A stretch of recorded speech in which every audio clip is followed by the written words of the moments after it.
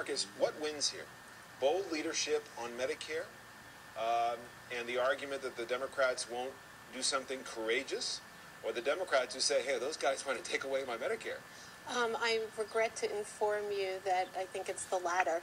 And I think when you were asking Senator McConnell if Medicare was the new third rail of American politics, I think the question was wrong in a sense because it's the old third rail of American politics.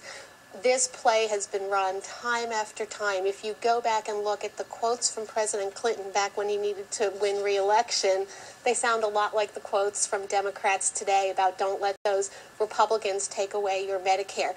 The difference is that the debt is bigger, the deficit is bigger, the gap is bigger, and the situation is more dire. But I think that, sadly, the lesson of New York 26 is MediScare works. But here's, the question, David Brooks, is whether there's going to be a deal before they raise the debt ceiling on Medicare and what that looks like. Senator McConnell wouldn't say it, but he's certainly not backing the Ryan plan. He's not going to go to the mat. If you don't whip up the vote in the Senate, that's not going to the mat. It's letting your members vote.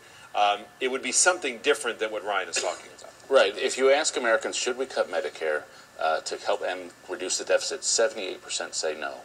And so that's pretty strong. So that's what happened in New York 26. I agree with Ruth's analysis on that. So what do the Republicans like Mitch McConnell do? Well, they can do a couple things. One of the things that would be useful is to cut a deal that includes Medicare.